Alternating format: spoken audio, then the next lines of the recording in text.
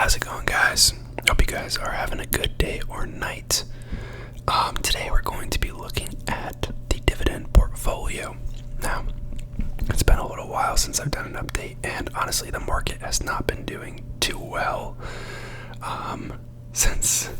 so this could be a little rough. But we're gonna run through it.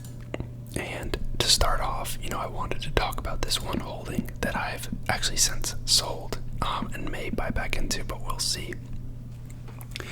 But first, traditional disclaimer that none of this is financial, legal, or tax advice. I'm not a licensed professional. Take everything I say with a grain of salt. Do your own research, consult a professional before investing. This is just for entertainment. Now, if you guys might recall a company called Motive Industrial that I added to the portfolio about 4 weeks ago.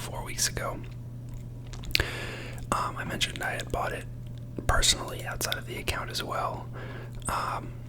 And basically what happened is it shot up, and I have not really a huge idea why. I thought it was pretty undervalued, and it's a nice dividend stock, and I talked about all of that in the video on it, but I bought around $12.30-ish back in end of August, and it actually hit on the 27th. It hit, I believe, like $19.12, which is pretty crazy.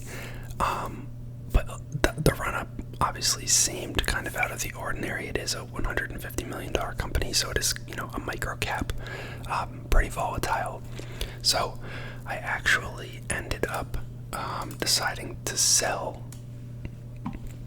all of my shares, both the ones in this account and the ones in my personal account. And I can't remember exactly where it executed, but it was somewhere around like $17, I think. I have a screenshot of this account's holding right here. I had only bought 4 shares because I only had 3 or 4 weeks worth of contributions to build the new position with, so I only ended up having like, I think $60 worth of it, something like that, $50 worth of it to start. But you can see here, that's a 40% gain on that holding. It really sucks that I wasn't able to build the full position, but 40% gain on that holding in about 4 to 5 weeks, which is pretty insane. Definitely not, claiming to be able to reproduce that. It was kind of a stroke of luck. I do still like the company, just, not at $19 a share. So if it comes back down, which it already has some, it's at like 15 something. If it comes back down, I think sub 14, I would consider getting back in. So we're gonna keep an eye on it. But other than that, it's out of the portfolio for now. So let me show you what the portfolio has right now, as well as the not so pretty total return. So again, you guys know to disregard this down here. This is not accurate because it doesn't take into account sales or dividends in the account. So I have an Excel formula where I put in all my contributions and the current value and all the dividends, and it spits out all this information for me. So I have so far invested a total of $2,020. It's currently worth about $1,670, and I've received about $74 in dividends since I started the account, which is, climbing up there. So that's a total loss of about $350 on the account, representing an XIRR of negative 17.3%, or a non-weighted return of negative 17.3%, so down 17% basically. Definitely underperforming the market. It has been, I say this every video, but I never know when people are new to the channel. I started this account in the end of 2021, and it is very heavy on real estate and dividend stocks, and basically 2021 was the peak for a lot of things. It was a very good year for REITs, and so 2022 kind of took a dive, and this year as far as REITs go, has been pretty rough, although the S&P is doing pretty solid. So, that's kind of the reason for the underperformance. I kind of expected to underperform with this account. I've said that a lot before, and that's why, this is just a small portion of my money that I use for this, because I enjoy this. I enjoy following these companies.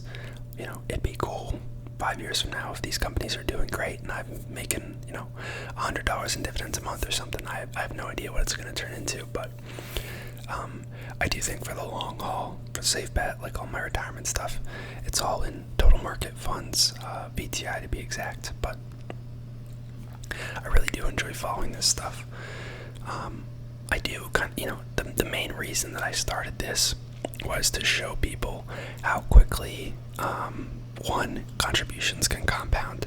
So you can see, just from me adding $20 a week from the end of 2021, I've now hit over $2,000 of contributions to the account, and I'm bringing in, I guess I don't know how many dividends per quarter I'm bringing in right now, but yeah, $2,000 just from $20 a week, and that's, I feel like that's manageable for most people. If you have some sort of job, if you're still living with your parents, it's even better. But just those regular contributions over time can really amount to something. Another 5 years, 6 years, there'll be 7 or 8K in this account probably, which is crazy to think about. But let me know how you guys' portfolios are doing. I am going to run through this real quick before I close the video, but a lot of you guys have seen these holdings before. Since I sold MDV, there's not too much new to talk about. We have Blackstone still performing rather strongly, holding at $103 a share, up 13.24% for me. We have Zoetis up about 2%.